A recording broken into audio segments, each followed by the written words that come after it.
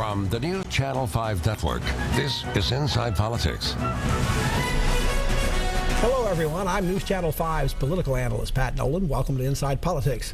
Super Tuesday and the presidential preference primary here in Tennessee on March 1st is just days away now. For once, our state seems to have some actual relevance to both parties and how they're going to pick their nominee.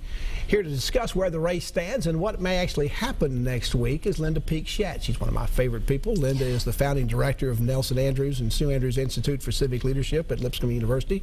She's had a 4-decades-long career working in strategic advice and communication in government, politics, business, the nonprofit sector. Experience includes working in the campaign of both the President and administration of President Jimmy Carter and the U.S. Senate Majority Leaders with Coca-Cola and with the Harvard School of Government. That's a lot. Welcome to the show, Linda. Thanks for coming back. Thank you. It makes me sound really old. Well, I feel that way too when people read my resume. You've been involved in watching many presidential candidates, as we've talked about, in campaigns over nearly 40 years, maybe longer than that. Is this the craziest one you've ever seen? I have to admit it is. Now, it has echoes. It compares to almost nothing else. I mean, little pieces of it echo with something else, but it's really kind of all by itself. That's right. That's right. Oh, you know, in some ways, what we've seen is the hostile takeover of the Republican Party by a reality show candidate who has tapped into the reality show culture of people who think their voices are not being heard. Now, there's so much voter anger and unhappiness. You talked about some of that, but actually some of it's in both parties. Now, being angry and upset with Washington is nothing new in presidential politics.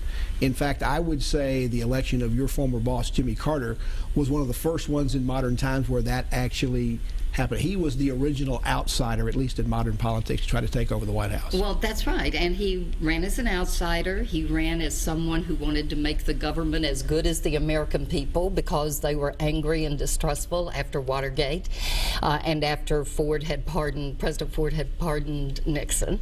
And so he could tap into that anger. There was another first in that campaign, too, and that is that the evangelical vote first began to flex its muscle. And I remember reporters having to go look up what being born again meant when Jimmy Carter started talking about it. Now, the 2016 version of being anti-Washington is different from 1976, and the American people have changed. We're probably a lot more cynical, a lot less naive as an electorate than we used to be. Well, when politicians say, "I won't lie to you," they don't believe it anymore. That's right. Jimmy Carter promised not to lie, didn't lie, and we saw where not lying got him because, as I like to point out, he was the last unspun president. Now, in this electorate, everybody expects candidates to lie, but sometimes it turns on them, and I think Trump calling Cruz a liar has begun to resonate. Now, those that go to Washington over the last several years get there and find out that change is hard, and Washington change is harder than even that. So aren't they setting themselves up for failure, whether you're Donald Trump in the Republican Party or Bernie Sanders in the Democratic Party?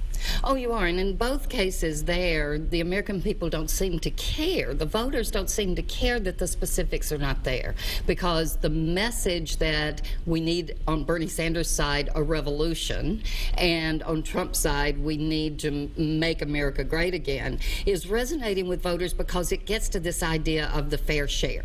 The millennials and others who are really following Sanders don't think they've gotten their fair share because of Wall Street and the top 1%, and the people following Trump, at least if we can believe the exit polls, actually, believe that the country would be a better place if, as Trump says, we take our country back again from people who are not like us, immigrants, Muslims, the people he's saying he will keep out or kick out. Now, on the Republican side, Donald Trump is now considered the clear frontrunner, but yet he has well less than 100 delegates committed to him. The rest of them have less than 20, and some much less than that. He did very well in Nevada. In fact, he seems to be growing in strength as we go to each primary and each caucus, but he's still well behind what he needs, the 1,237 delegates to win the GOP nomination. So are the media and observers like you and I jumping the gun to say that he's going to be nominated? Before the last debate, I would have said yes, maybe jumping the gun. The window is closing. on whether or not Trump can be stopped.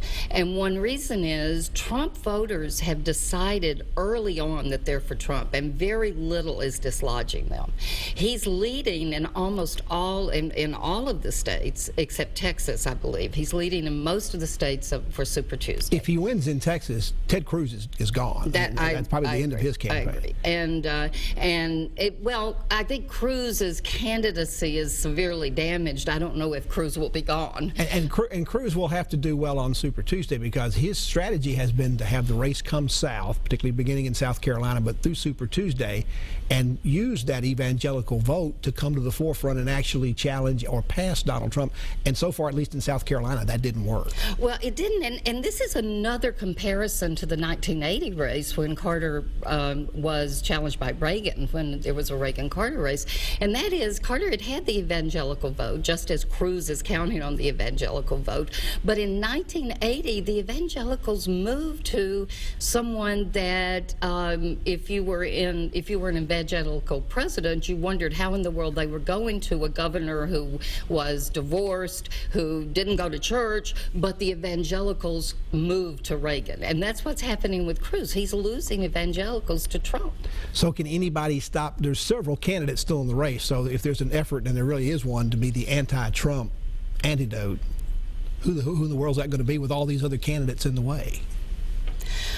Well, in the last debate, I think two people showed that they wanted to show they could take on Trump, and that's obviously Rubio and Cruz. I don't think they did themselves that much good, or the party that much good, except that they showed they could take him on. But again, I think it may be too little too late. If there is somebody who can take him on, I mean, there are people I know here Republicans here in Tennessee who are not going to vote for who they think could be the best president, but are going to vote for who they think can stop Trump. There is a feeling that maybe Rubio can do that. I don't think Cruz can do it. And there is a long shot, dark horse, and that is Kasich, if he were to win Ohio and Michigan and begin to rack up some delegates. Linda Peake Schacht's our guest. She's the founding director of the Nelson and Sue Andrews Institute for Civic Leadership at Lipscomb University. We're talking presidential politics. Back to continue our conversation with Linda after this break.